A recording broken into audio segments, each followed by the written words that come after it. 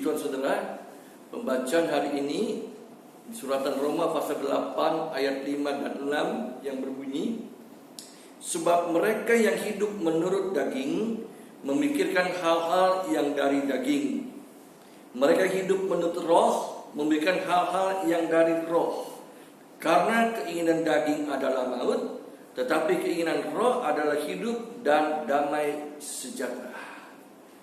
Saudara, Rasul Paulus menuliskan suratan ini kepada jemaat yang ada di kota Roma, satu jemaat yang sudah diselamatkan ya saat mereka menerima Yesus sebagai Allah dan juru selamat mereka.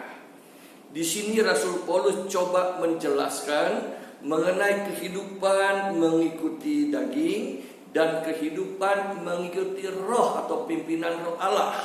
Ya, waktu mereka belum bertobat atau waktu saudara dan saya belum bertobat, memang kita hidup di dalam keinginan-keinginan daging kita. Tapi ketika kita bertobat, Allah ingin kita hidup ya dipimpin oleh roh Allah. Artinya kita hidup mengikuti keinginan-keinginan roh yang membawa kepada kehidupan. Sedangkan keinginan daging membawa kepada ya kebinasaan.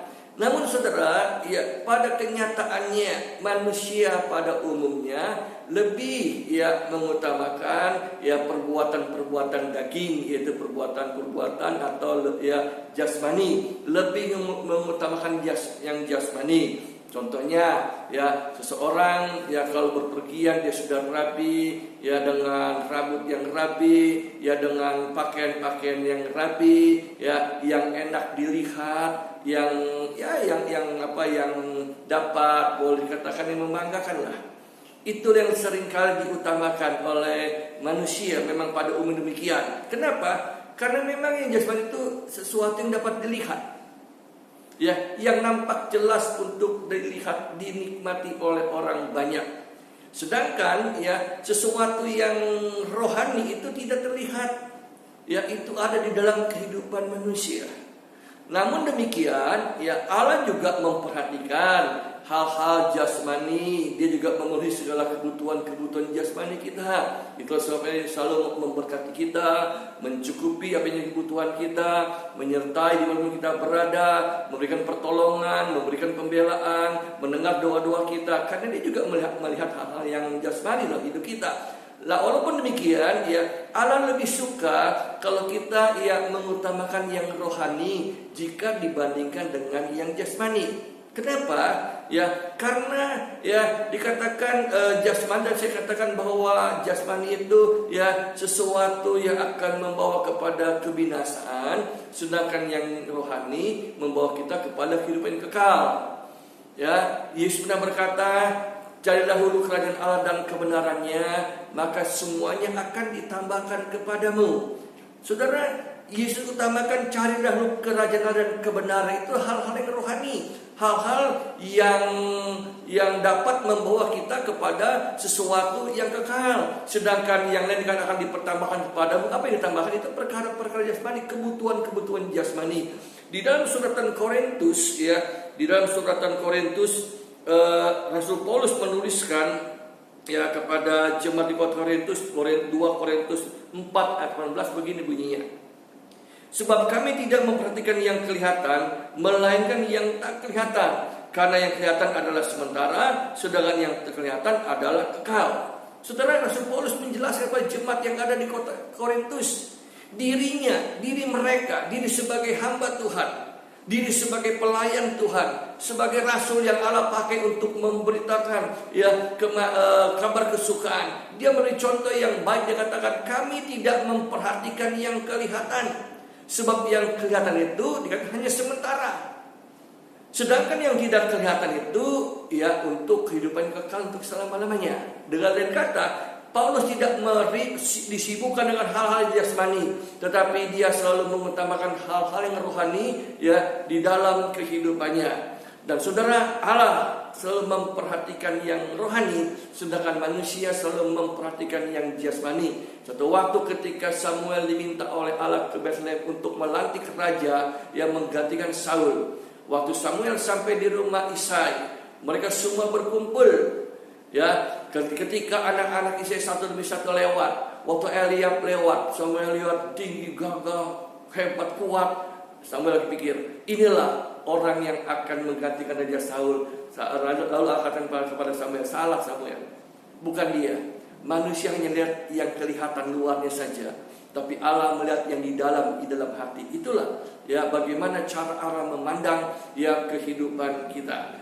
Mari saudara kasih dalam Tuhan, ya percayalah hal-hal yang rohani bukan yang jasmani. Seperti Rasul Paulus katakan, walaupun ya secara manusia jasmaniku makin merosot, tetapi manusia batini aku diperbarui dari sehari ke sehari. Artinya kekayaan jasmani mungkin makin berkurang, tetapi saudara, ya kekayaan rohani itu makin hari makin bertambah di dalam kehidupan. Inilah yang harus kita kejar. Ya, kita harus lebih utamakan yang rohani daripada yang jasmani. Jangan kita kaya jasmani tapi miskin rohani. Jangan kita seperti orang kaya yang bodoh. Ya, ketika dia diberkati oleh Allah, hasil panennya begitu melimpah. Ya, melimpah ruah.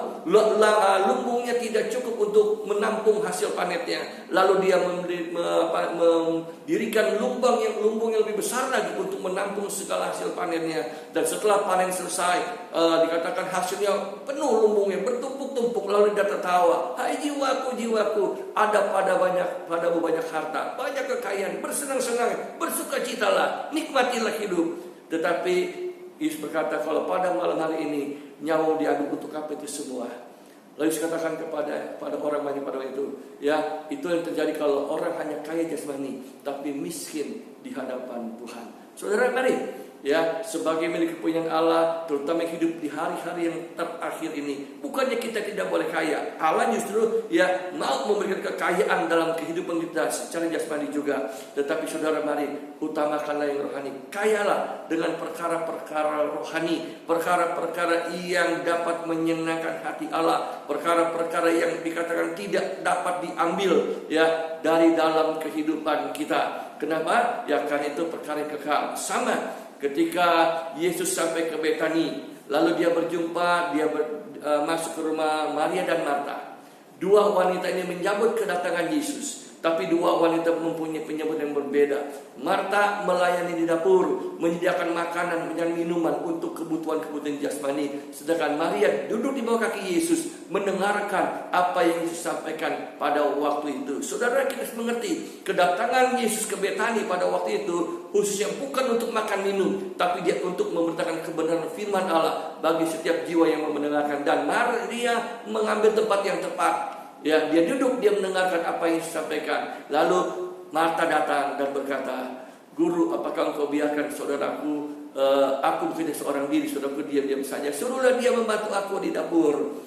Saudara, Marta, bayangkan ya, orang-orang Kristen yang jasmani yang selalu mau menarik, ya, yang selalu mau menguasai yang rohani untuk mengikuti hal yang jasmani. Tapi Yesus berkata apa? Marta, Marta, engkau terlalu khawatir dengan banyak hal. Saudara, orang yang hidup dalam keadaan jasmani, mengutamakan jasmani, akan dikuasai dengan banyak kekhawatiran dalam hidupnya. Tapi orang yang dekat dengan Tuhan, ya dikatakan dia akan tenang. Sampai dikatakan Maria sudah memilih yang terbaik, yang tidak mungkin diambil daripadanya. Mari saudara pilih yang terbaik, bukan yang hanya sementara, yaitu kita utamakan dalam kehidupan kita, sehingga kita makin hari makin mengenal Dia, mengasihi Dia, dan kita boleh bertumbuh dengan firman Allah.